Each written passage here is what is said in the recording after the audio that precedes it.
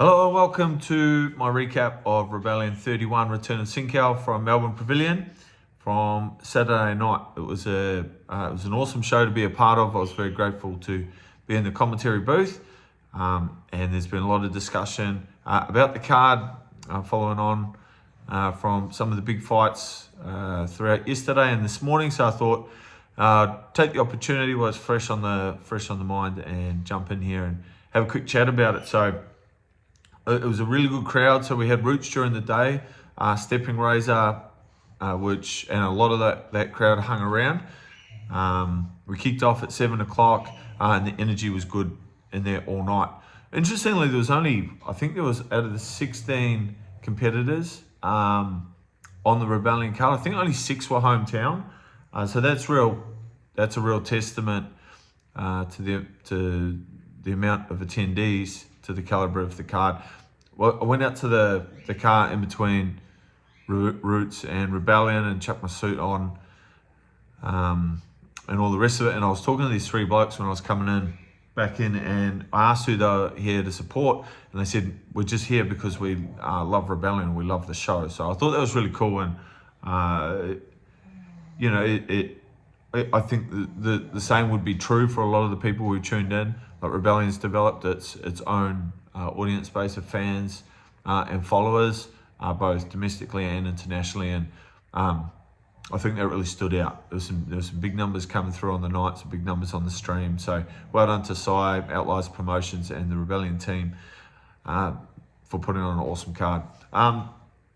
One thing that I did want to touch on was my man Jimmy Miles. So Jimmy Miles from the Surf Coast.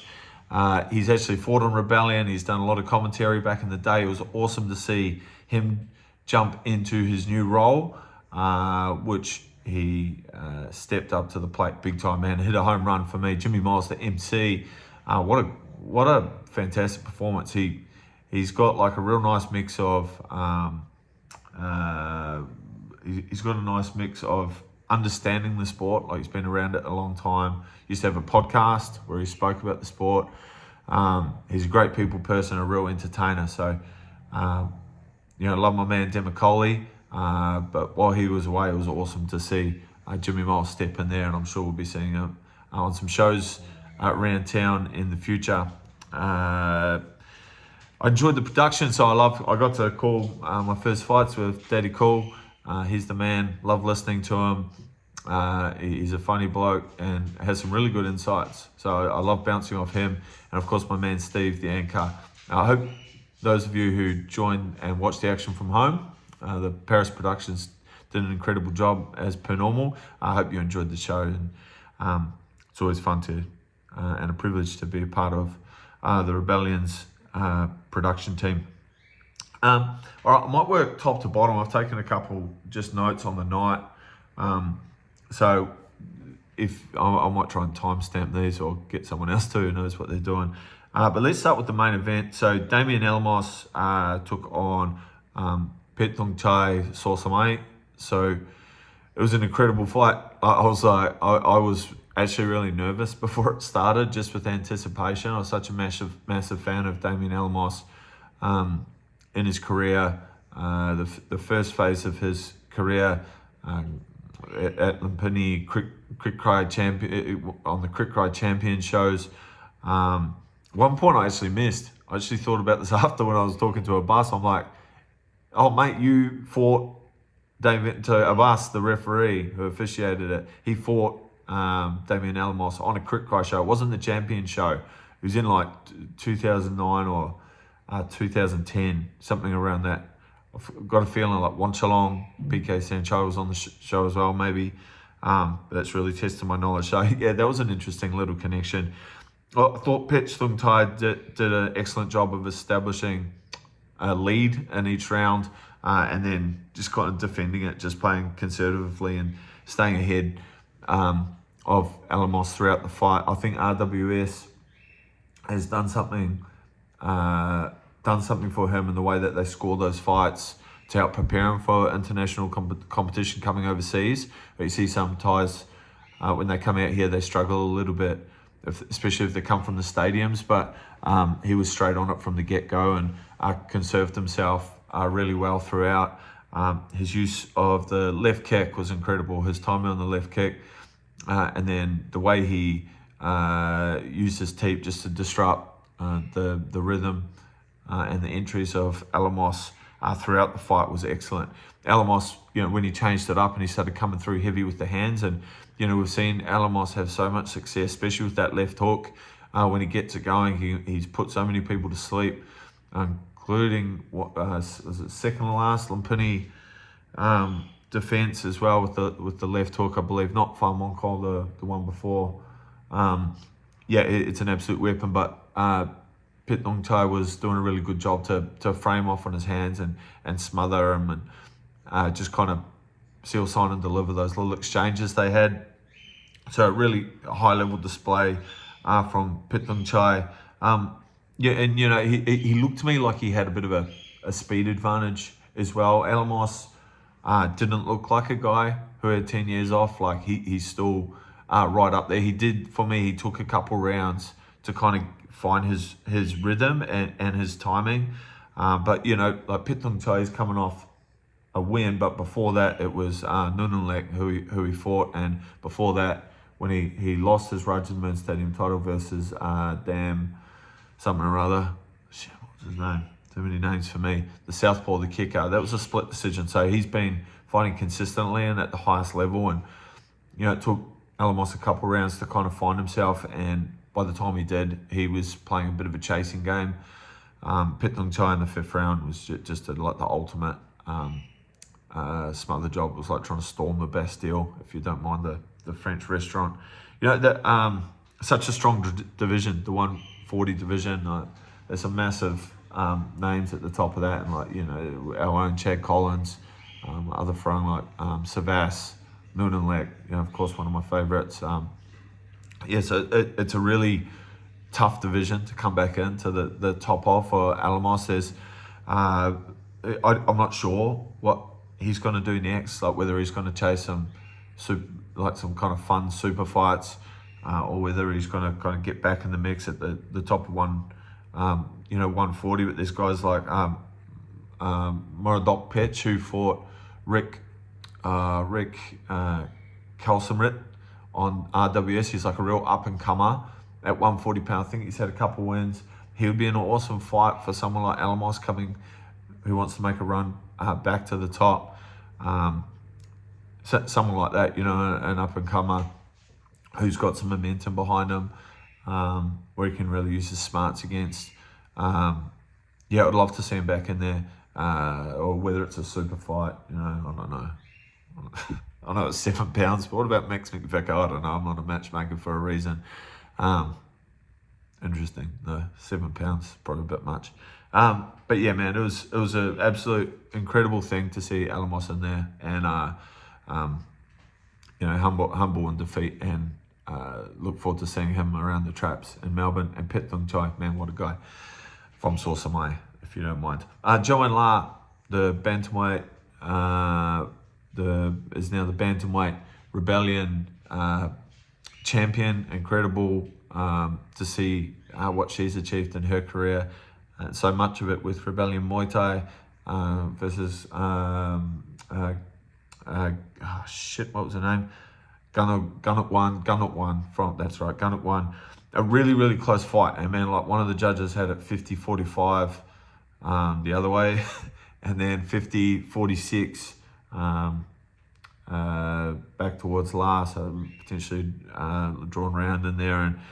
And look, for me, I thought it was the story of the low kicks of La, which definitely had done some damage. I thought Gunnock one did a good job of playing that off.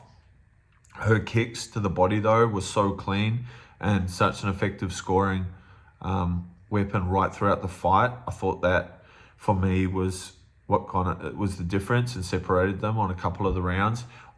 It's hard when you're commentating. I need to watch it back. I felt it was potentially two.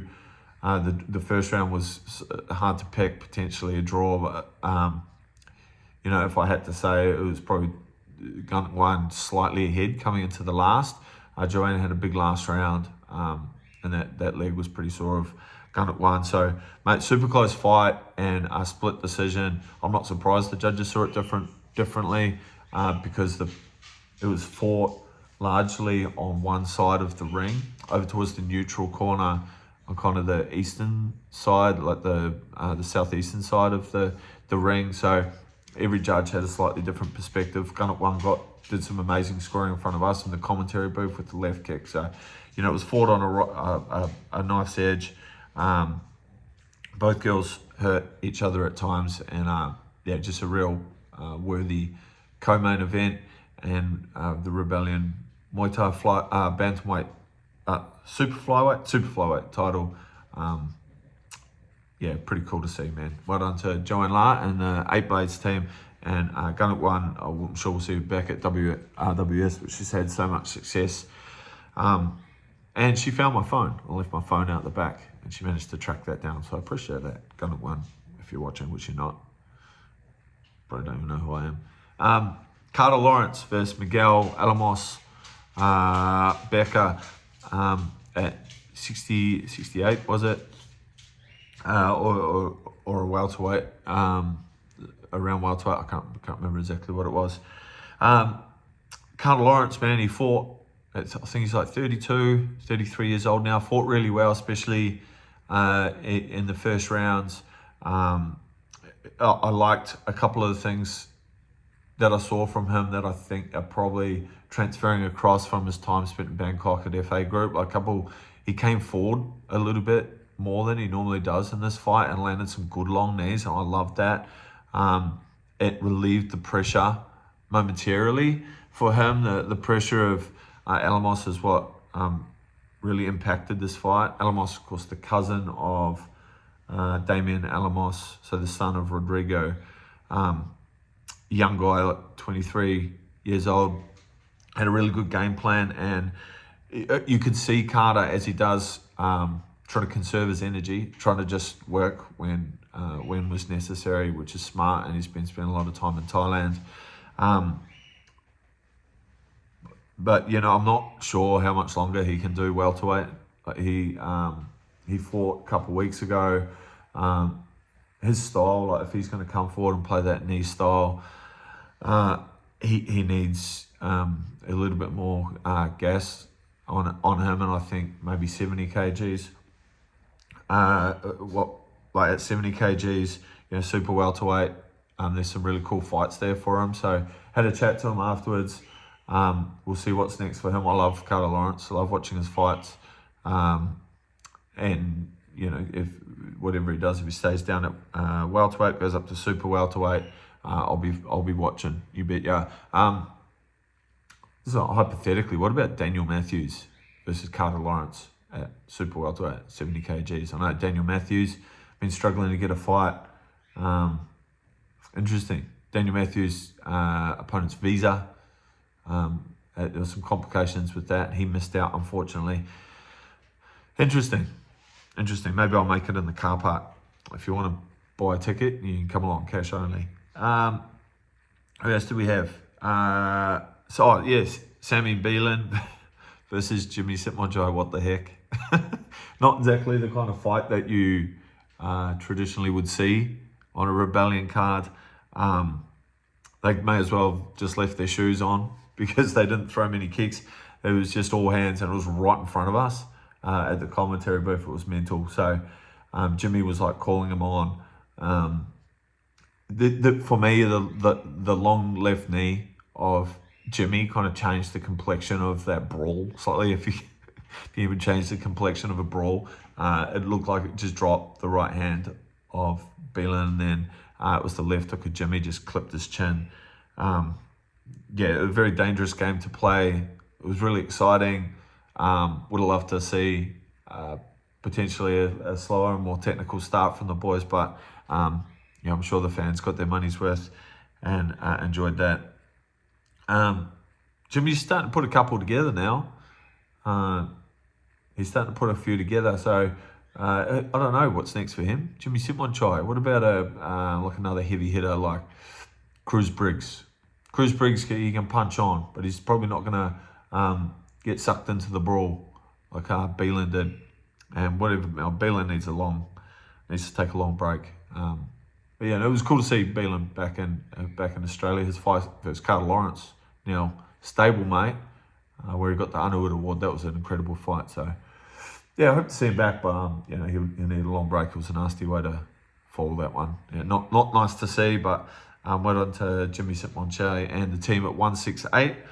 Who was before that? Jack Matthews. Oh yeah, Jack Matthews versus Rory McCoey. I was calling him McCoy, my bad. So it's not the Rory McCoy. He's not Rory McCoy, he's Rory McCoey. But I like what I saw from McCoey early. Like he's pretty young in his career, coming down from Western Australia, was it? Champions? Was he from Champions, Jim? Something like that, Champions. Have I got written down anywhere? I don't. Perfect. No, I don't have it written down. I think Mark D was in his corner. It was cool. Jack Matthews, he's on a massive tear, dude. He's just starting to walk through. He's starting to walk through everybody. It was probably the most measured and calm that I've seen from Jack Matthews. He had Rory on the back foot, and when you get Jack Matthews is definitely at his best when he's coming forward, and he's able to shift stance and pick his shots. As he shifts stance, he comes through with that. He steps through from orthodox to southpaw with that left elbow, and he'll throw it diagonally, or he'll throw it up the middle to pierce your guard, and that cut Rory. But Matthews is really dangerous, man. It was an excellent fight for him. A+ for me for what it's worth. Jack Matthews. Love seeing what this kid's doing. Lightweight, he's super dangerous, man. Like lightweight, he's probably going to start running out of fights soon, I'd imagine. I think he's kind of gone through. He's gone through all the Victorian guys. The rematch versus Isaac's not. Isaac Tomlinson's been doing other things recently. That was a fun fight for that, where Isaac got the nod on the WBC state title, but he's starting to kind of run out with guys. I know he's fought up at super lightweight, and someone like a Nathan Jones would be a good fun fight. Although in saying that, I know Jack Matthews now working with Bodie & Co. on his nutrition. He's making lightweight super easy. So I don't know, man, but whatever he does next, I'm looking forward to it. Rory McCoey, RM. He was cool. I like seeing him. Kind of got forced out of that nice style he started around one with, and started boxing a little bit. I think looks like he's got some amateur boxing experience. He's starting to dip off to the side, and he did some things like punch in the clinch, which it's not the best idea. But yeah, man, like young in his career, I look forward to seeing him back. Connor Samson Goodman took on Phan. It was Goodman coming forward. He sold there's so many Irish people there. I love the walkout, man. The walkout was awesome. And the crowd was going mental for him. They were just over to our left-hand side on the tables. It was cool. So it was fun to have Connor Goodman, great bloke too. He was trying to get his clinch game going early, and he struggled to do that. He was using his teep to try and force Phan back to the ropes, where he could get it going, maybe land some gloves on him. But Phan was in excellent form. That was a really good performance from Phan, kicking the back leg as he's done before. Did it against Isaac Tomlinson.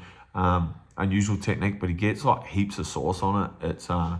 It's quite a damaging weapon for him, and it sets up his other weapons well. He boxed really well in the second round. I thought Phan boxing long and kind of looping a few punches around the guard of Connor Goodman. Yeah, really good. I think like once Connor Goodman was kind of behind on the cards, he struggled to get his way back into the fight, and Phan did a really good job of staying ahead and putting enough pressure on Connor that it forced a few mistakes. It was really good stuff from Phan. I'm not sure what Phan would do next, but he's been known to kind of just fight, take really tough fights, and I think with some consistency, he on his day, when he's on, he could beat anyone in the country. I'm not sure about what's next for Connor. I think maybe someone like a boy from Solace Muay Thai, what's his name? Standing. What's his name? Mark Standing. That'd be a fun little fight. Connor Goodman versus Mark Standing. Two gentlemen as tall as they are wide with lats. Let's see what happens there. I know Mark Standing had a win up in Queensland. Who did he fight? Was it Rono? Something like that. Yeah, he had a good win up there, so I think it was a close one, but had a good win. So yeah, maybe something like that. But it was good to see Connor fighting. James Kostic, 18 years old, took on the bro Anas. I tried to have a chat to Anas out the back about his style. He just gave me nothing, man. Like it was like he was very tight-lipped, kind of shrugged me off. I don't know. I tried my best French, but I only know how to ask for a grapefruit and call someone a little cabbage, so it probably pissed them off.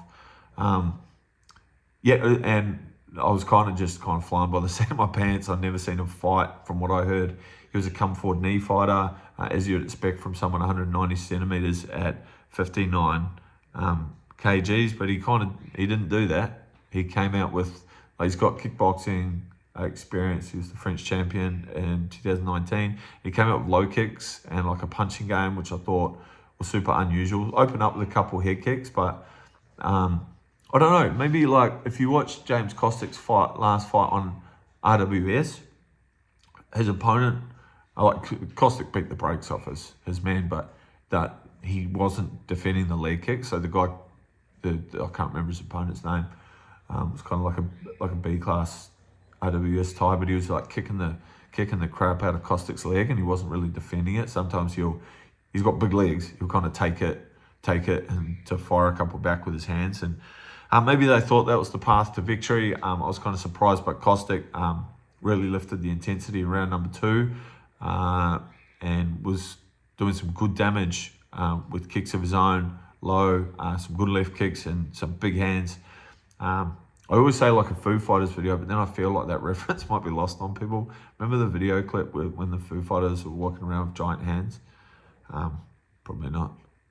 You should, so you appreciate the references better. Yeah, James Kostic. I felt he's probably headhunting a little bit. I would have liked to see him probably work the body a little bit more against a big tall guy, but he didn't need to in the end. So what do I know?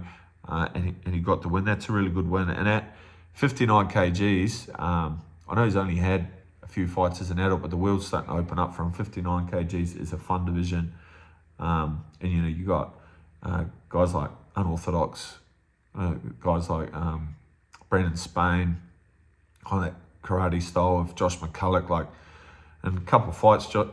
James Kostic's going to be right up there with those two, and both of those fights sound like a little bit of fun, but 59 kgs. What about Phan? What about Phan versus James Kostic? Interesting. Yeah, interesting fight. So lots in the future for James Kostic. Really nice young fella too. He's a cool guy. 18, man. I still am an idiot, but he's really got his head screwed on his shoulders. So well done to Lewis Regis, the SRG team. Fight number 1 was Chloe Dixon coming out to the play name the Hangman versus Samantha Maher, who I've been calling Samantha Maher for about 10 fights. She's so nice, she didn't tell me, so I know now. Sorry, Samantha. Or do you go by Sam? Maybe that's the next hurdle. Samantha Maher. Both were coming off really strong performances. Samantha Maher fought Helen Styles and finished her inside the distance on Roots. That was she was scary that night, A++, and much the same for Chloe Dean. She came forward and mauled her. Who did she fight? Kaylin Assis. Both girls. This fight really changed in its complexion throughout the fight. Chloe was getting scored on as she came forward by Samantha. Samantha stepping back and landing some really good left kicks. Boxing well off the back foot too. I can't remember how I had the first round, but I can remember it was super close. And then coming out into the second, there was a bit of an adjustment, and Chloe started drawing, like kind of faking her entries and drawing the shots out of Sam, and then did some good work on the outside, which is nice. Like we've just kind of seen Chloe just kind of walk through, grab people's necks, break their posture, and just clinch maul them like Corey used to. But yeah, she showed some nice folds to her game. It was, I think she got the unanimous decision, but Samantha was in it the whole way. I think Chloe had some bigger moments at the very end of the rounds. I can remember at the end of round 3, she got her left kick going and did really well to score and just kind of nudge ahead. But yeah, Samantha Maher, she's got a big future in the sport. I think she's like 29 or 28 years old. And you know, she'll go on to do big things. A fight like that makes you much better. And she didn't take damage too. So yeah, Samantha Maher, she's got a really big future. I think interesting division, that one. Someone like Michelle Russell from the Ring Gym would be an interesting stylistic matchup. Like Michelle's did she fight Nung Bi? I believe so, and deals quite well with Moikau stylist. She's just coming off a loss versus is it Phan from WA. I think that'd be a fun fight. Two girls coming off a competitive fight where they didn't get the nod, but similar stages in their career. Well, Michelle's probably not. Michelle's probably had 10 fights now, but that'd be a good one. Chloe, I'm not sure if she's going to get back in there. You know, she's 34, 35 years old. She's a mum. It takes a lot to be a gym mum as well. It's like having twins. So, yeah, I'm not sure if we'll see her again, but it was awesome to see her on Rebellion. And if she doesn't get back in there, I look forward to pretending like I've got something else to do at Muay Vic while she's volunteering to set up the ring ropes, and then asking her if she needs help when she's almost finished. But in all seriousness, well done to her if that's her last fight. I hope it's not. Yeah, anyway, that kind of finishes it off. Thought what's fresh on the mind, I might jump in there and chuck it up. I know other people will probably cover it in more detail, and I'll tune into them. But yeah, thanks for listening. I hope you enjoyed the commentary. I'm loving filling that role at the moment for Outliers Productions, and yeah, I hope to do more soon. All right, talk soon.